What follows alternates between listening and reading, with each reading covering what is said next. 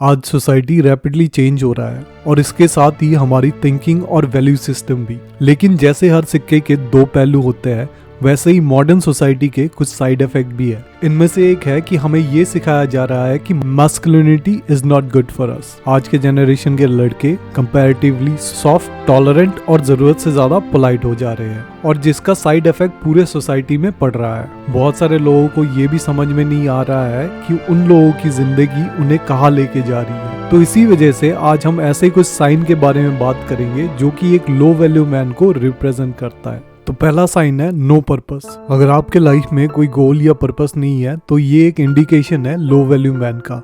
अब इसका मतलब ये नहीं है कि अगर आपको अपने लाइफ का पर्पस नहीं मिला और आप ढूंढ रहे हो या फिर आप डिफरेंट चीजें ट्राई कर रहे हो ताकि आपको अपना पैशन और पर्पस मिले, तो ये एक पॉजिटिव साइन है। वैसे ही जॉब करना या किसी जॉब में फंसे रहना भी लो वैल्यू का साइन नहीं है। अगर आपका जॉब आपके गोल के साथ अलाइन हो रहा है या फिर आप अपना जॉब सर्वाइवल के लिए कर रहे हो लेकिन साइड बाय साइड अपने गोल पे भी काम कर रहे हो, तो ये भी सही है। लेकिन अगर आपके लाइफ में कोई भी ड्राइव नहीं है कुछ करने का और आपको ये गोल अचीव करने में या फिर कोई लाइफ पर्पस ढूंढने में इंटरेस्टेड नहीं हो, फिर ये एक साइन है लो वैल्यू मैन का। आप बस जी रहे हो और जो भी आपके सामने जॉब या अपॉर्चुनिटी आ रहा है उसे विदाउट प्रेफरेंस आप एक्सेप्ट करते जा रहे हो, क्योंकि ऐसे लोगों का कोई भी लाइफ पर्पस या किसी भी चीज को लेके प्रेफरेंस नहीं होता है। तो ऐसे लोग पर्सनल लाइफ में भी कोई सक्सेस अचीव नहीं कर पाते हैं। नॉर्मली ऐसे लोग कुछ ऐसे चीजों को लेके पैशनेट होते हैं जो कि या तो उनके लाइफ में कोई वैल्यू ऐड नहीं करता या फिर ऐसी चीजों में उन लोगों का कोई कंट्रोल नहीं होता है। जैसे कि किसी भी स्पोर्ट्स टीम को लेके बहुत ज्यादा पैशनेट होना। ऐसा करके वो कई हद तक अपने ईगो और प्राइड को उसके साथ जोड़ देते हैं ताकि जब उन लोगों की टीम जीते तो उन्हें बिना कुछ करे ही प्राइड और सेटिस्फेक्शन फील हो। इसी वजह से ऐसे लोग अपने मनी, टाइम और एफर्ट स्पेंड करते हैं किसी और को प्रमोट करने में, ना कि अपने आप को। या फिर ऐसे लोग कुछ ऐसी चीजों को अपने पर्पस बना लेते हैं जो कि आइडियली सही नहीं होता है। फॉर एग्जाम्पल कि किसी और को नीचा दिखाना या फिर किसी और से रिवेंज लेना वगैरह वगैरह। दूसरा साइन है बिग ईगो।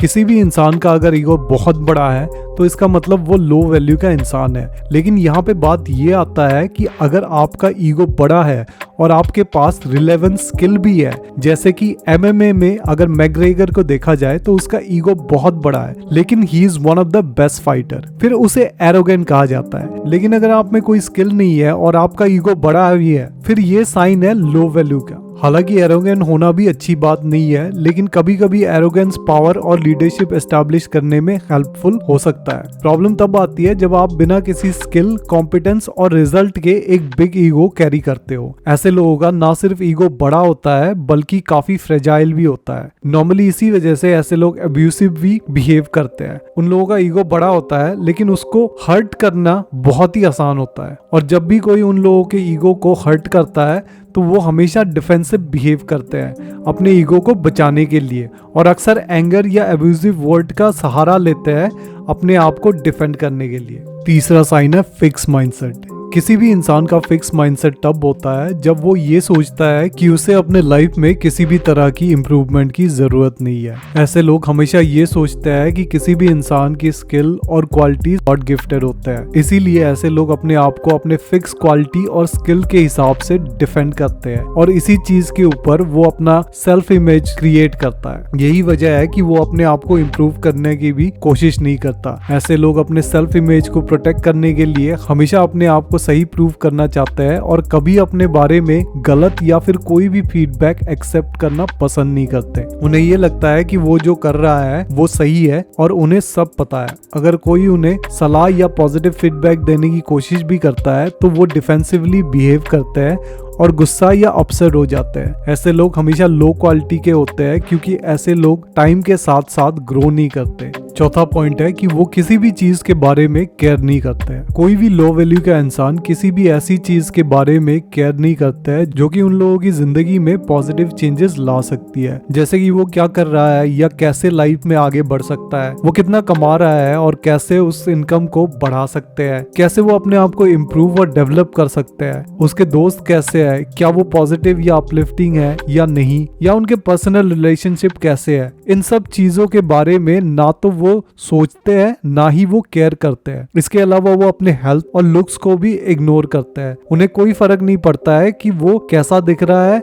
या फिर वो हेल्थी है या नहीं। ऐसे लोग अक्सर लाइफ में या तो दुखी, बोर्ड या अनएक्साइटेड रहते हैं और कभी भी इससे निकलने की कोशिश भी नहीं करते। पांचवा साइन है लो इमोशनल इंटेलिजेंस। नॉर्मली जिन लोगों का लो इमोशनल इंटेलिजेंस होता है वो लोग अपने इमोशंस को सही तरह से मॉडरेट नहीं कर पाते हैं। ऐसे लोग सिचुएशन या एनवायरनमेंट के हिसाब से अपने इमोशन को कंट्रोल नहीं कर पाते हैं और इसी वजह से ऐसे लोग सोशली ऑकवर्ड और सोशल हायरार्की में नीचे बिलोंग करते हैं। इमोशनल इंटेलिजेंस मेनली 4 चीजों में डिपेंड करता है: self awareness, self management, social awareness और रिलेशनशिप मैनेजमेंट। जब आपका सेल्फ अवेयरनेस लो होता है तो आपको अपने बारे में ज्यादा पता नहीं होता है, मतलब कि आपके लाइक्स, डिसलाइक्स, पैशन, इमोशंस के बारे में आपको पता नहीं होता है, इसलिए आप अक्सर किसी और के राह और डायरेक्शन में चलना पसंद करते हो। लो सेल्फ मैनेजमेंट का मतलब है कि जब आप शॉर्ट टर्म प्लेजर को ज्यादा प्रेफर देते हो लॉन्ग टर्म सेटिस्फेक्शन के आगे, मतलब कि जो कोई भी चीज आपको इंस्टेंटली प्लेजर देता है आप वही करते हो, ना कि जो आपको एक्चुअल में करना चाहिए। लो सोशल स्किल का मतलब है कि जब आप कोई भी सोशल एनवायरनमेंट को सही तरह से जज नहीं कर पाते, इस वजह से आप किसी भी सोशल सिचुएशन में पोरली बिहेव करते हो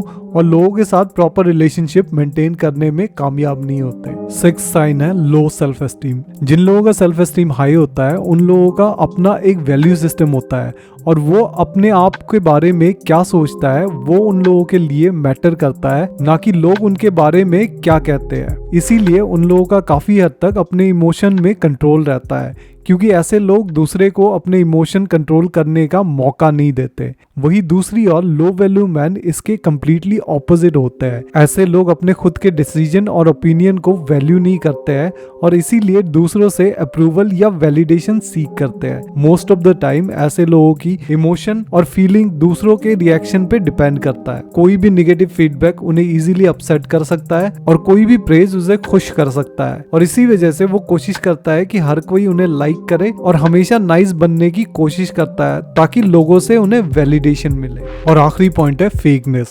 अक्सर लो वैल्यू मैन होते कुछ और है और दिखाते कुछ और है। नॉर्मली फेकनेस जो होता है वो एक बाई प्रोडक्ट होता है लो सेल्फ एस्टीम का, क्योंकि उन्हें लगता है कि वो जैसे है वैसे सही नहीं है और उन लोगों को हमेशा ये लगता है कि उन लोगों में कुछ ना कुछ कमी है, इसीलिए वो प्रिटेंड करता है कि वो कोई और है। ऐसे लोग डिफरेंट सिचुएशन में अपने आप को डिफरेंटली पोर्ट्रे करते हैं और ऐसा दिखाने की कोशिश करता है कि उस सिचुएशन में वो परफेक्ट है। फॉर एग्जाम्पल, अगर वो कोई ऐसे ग्रुप में जाता है जहाँ हर कोई स्मार्ट और इंटेलिजेंट है, वो भी ऐसा दिखाने की कोशिश करता है कि वो भी उतना ही स्मार्ट और इंटेलिजेंट है। और अगर किसी सब्जेक्ट या टॉपिक के बारे में उन्हें पता नहीं हो तो वो ये नहीं कहता है कि उन्हें पता नहीं है, बल्कि ये प्रिटेंड करता है कि उन्हें काफी हद तक उस टॉपिक के बारे में नॉलेज है। तो इसी के साथ आज का ये वीडियो फिनिश करते हैं। अगर आपको ये वीडियो पसंद आया तो प्लीज सब्सक्राइब कीजिए, लाइक कीजिए और बेल आइकन को दबाइए। धन्यवाद।